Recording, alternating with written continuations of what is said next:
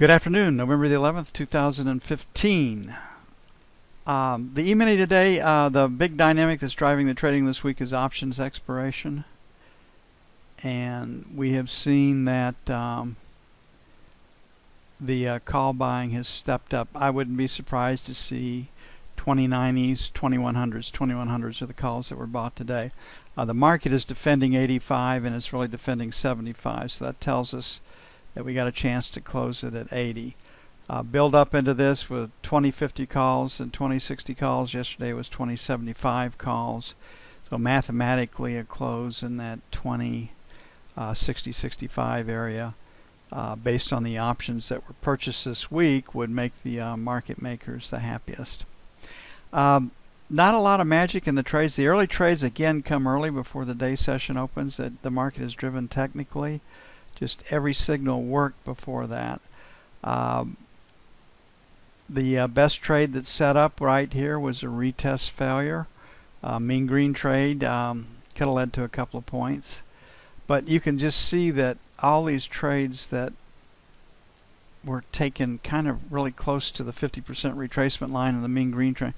I mean, one of them works right here. The rest of the trades that gave you a chance were the retest failures that leaned against the high. We came in wanting to buy 75, 77s. That held up pretty well. We were hoping to sell 88s to 90s. Didn't get there. The high was 84. 83.75 to be correct. Sideways day, options expiration type trading. Moving sideways, that's what you would expect. Looking at the big picture. F1 screen. Higher low, higher high, we can buy it. I think the easiest trade once again to see is failure to take out that 2085 area, 2090, 2083.75, something like that. And then we got to turn this breakout from 63, 6A65 plus or minus from support into resistance for the selling to continue. So F1 says find a place to buy it. There is no news to speak of tomorrow. We've got Kansas City Fed reports and rig count, so not much going on. Looking at the day's profile, you can see that is definitely a B. You can see that the market needs volume. So we've got our 65 area plus or minus. We've got our 80 area plus or minus right here. And so it needs to fill in, catch volume between these two levels, and that's a possibility too tomorrow, given option expiration.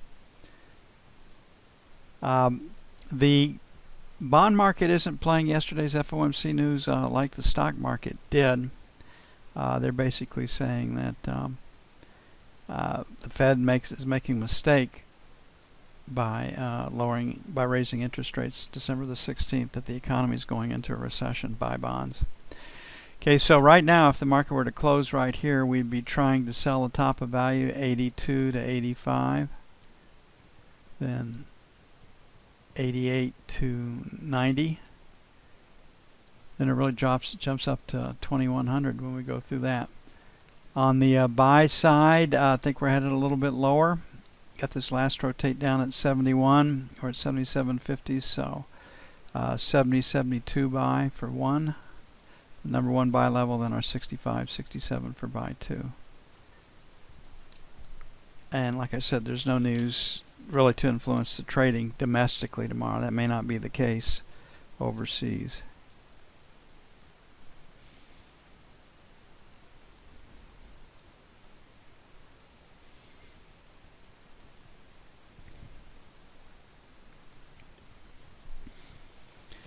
Looking at the note, which is where the hedge in treasuries is placed.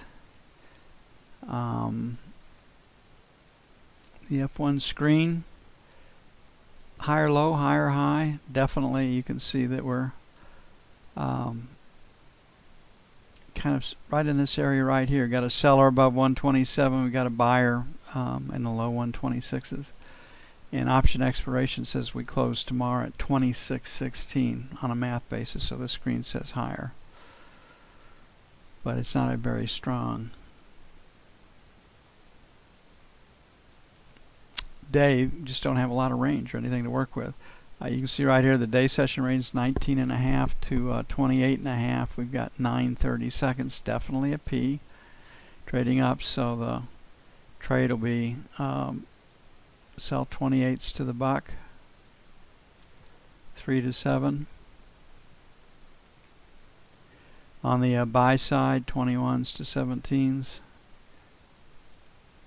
and then 9s to 13s.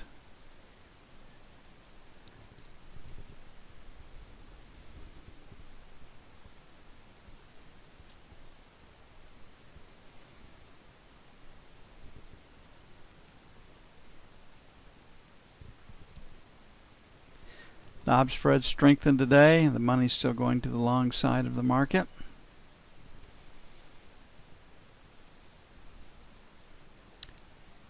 And you can see that we definitely have a P here, not the world's strongest, because volume is below time. So if the market were to close right here, right now, we'd be selling 24s to 28s, and then 3s to 7. And this morning we like to sell at 31 that we tested twice. On the buy side, we've got the breakout came from 15. We're at 20, so 9 to 13 buy 1. And then 1 to 5 buy 2. And this, the 30-year action for puts and calls had the close at 154. It was between 153 and 155. So buying the buck probably is about a pretty comfortable trade tomorrow, buying against the buck.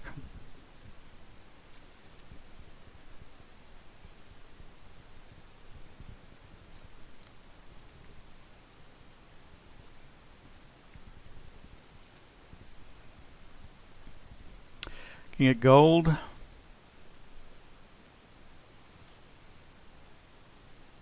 A pretty strong market, higher low, higher high. Stopped about where it should stop. Volume most recent in the market's memory. Very, very strong profile. Distribution up. You can see that the 78 level is holding, so 75, 77s buy 1.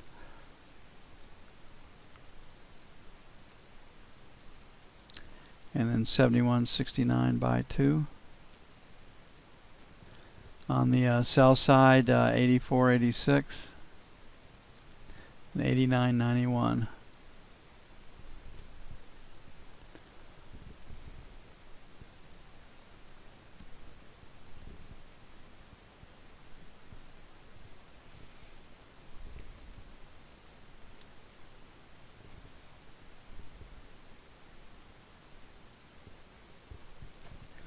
Crude. Crude had a pretty good day. I don't think a lot has changed. Trading range is actually holding up pretty well. You can see that we got a seller in the 42.50 area. We definitely have a buyer against 40. Crude normally trades the $2 to $3 range. Lower high, lower low says we can find a place to sell it. F2. Don't want to get too cute here, so 42 and a quarter, 42.50, sell 1. May take 42s to get in. And 42.75, 43, sell 2.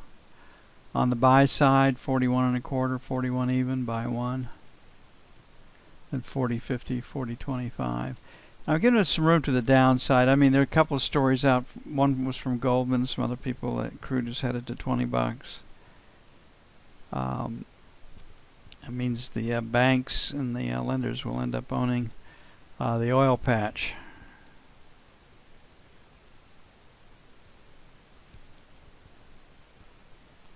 That is the case.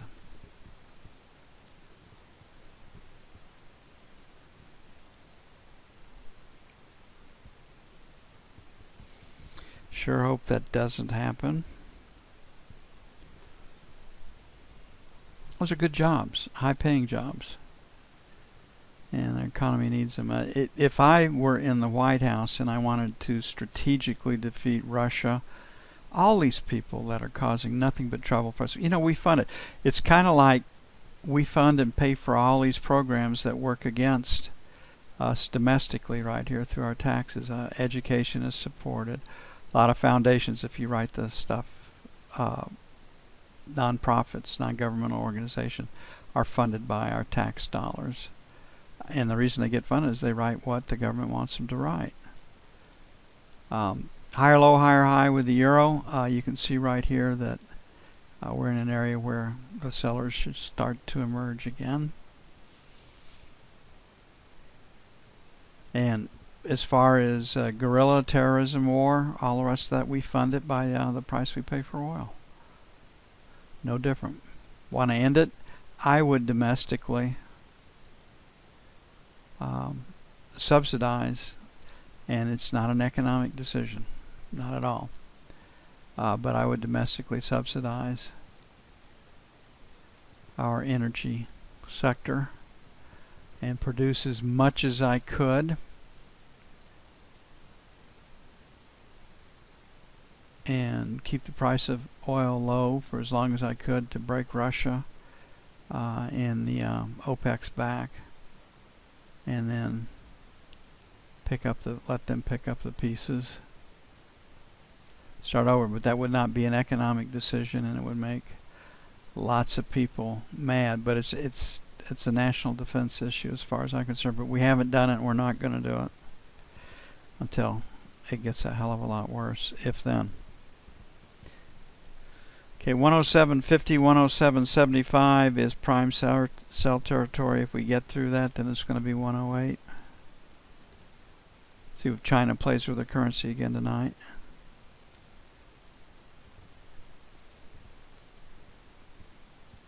That's it for November the 19th, 2015. I don't know if I'm going to make the videos. Probably won't. Got a lot to do. So there probably won't be any videos posted tonight. See y'all bright and early in the morning. Y'all have a great evening. I'm out of here.